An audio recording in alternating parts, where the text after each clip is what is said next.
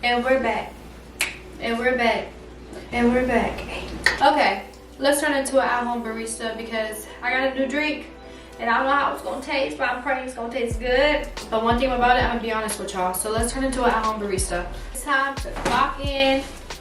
Let's go ahead and clock in. I really hope this is tasty. We have a new drink today. Today's drink of choice is going to be blue raspberry iced tea. Now this is legit an iced tea. I brewed this tea earlier, let it cool and everything. So now we're just gonna add blueberry syrup to it and ice and see how she tastes.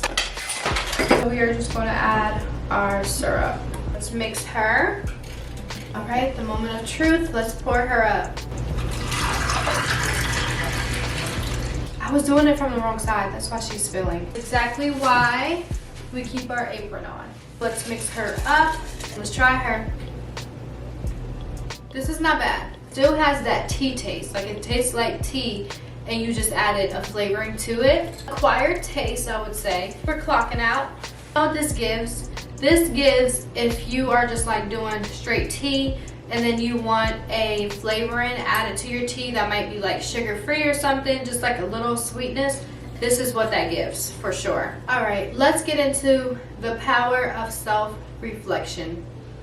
Self-reflection has been me all day long the past 3-4 months. I don't know what has gotten into me. I don't know what has come about, but self-reflection has been my middle name. The past few months I have been really maturing. And I don't know where it came from or anything like that, but I feel like I've really been maturing. I know what it is really. It's the closer I get to God, the more He shows me different things that I can work on. I know it's the closer I get to God, the more I have been just trying to be a better person. So self-reflection has really just been my middle name. The past few months, I have been looking from the outside in. I have been looking at different perspectives. When it comes to me being Sarah, how do I treat others? How have I been doing in that area? When it comes to me being a wife, how do I treat my husband? Self-reflection of being a wife, what a wife is supposed to look like versus what I bring to the table as a wife. When it comes down to being a mom, I have again been looking from the outside in and really looking what it actually means to be a mom. Like a good mom, a great mom, a caring mom, a nurturing mom, a loving mom, and then seeing me for the mom that I am already and just comparing the two. And again, I'm improving and I'm sure I will always continue to improve because a mother's job is just never done and you can never just be perfect in any area. So I'm sure again I'm going to continue to improve in that area. When it comes down to being a stepmom, how am I doing and reflecting on that? When it comes down to being a daughter to my mom, yes, I'm getting older, I have my own family, but I'm still her daughter. And my dad too. How am I treating my dad and my mom as their daughter? When it comes down to being a sister, being a good sister, how do I treat my other sisters? Listen, I have just been going down the list and I have been looking from the outside in and just really observing the way I have been treating people and how I even treat myself. Because let's start there. You can treat people, you can be killing it. When it comes down to other people and treating them kind and all the things, you can be killing it. But when you turn around the table and you see how you have been treating yourself, you be like, wow, I dropped the ball on myself. I've really just been doing some self-reflection across the board and I'm learning that at the end of the day, I'm never going to have it all together, but I'm striving to have it all together. I'm striving to be the type of wife and mom that if someone was to come to me and say, hey, like, have you gone through this or can you help me in this area of being a mom, that I can give great advice. It's also very important to self-reflect from the past you so you can see how far you've come. How far I've come is like an understatement because how far, baby? Miles and miles and miles. 2 to 3 years ago and me today, night and day.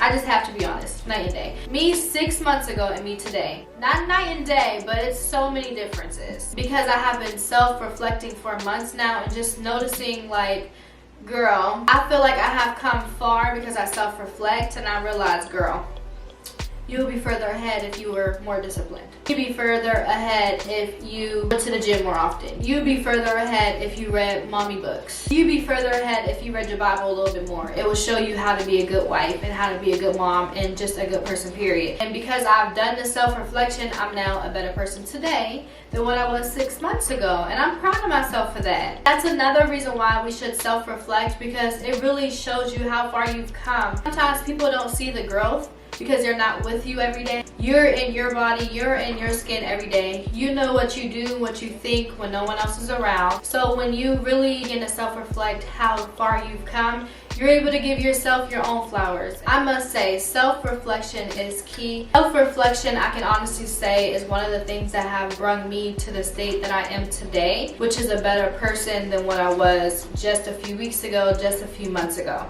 It's all because I self-reflect. It's one thing to self-reflect, actually decide to look at it for what it is and make those changes.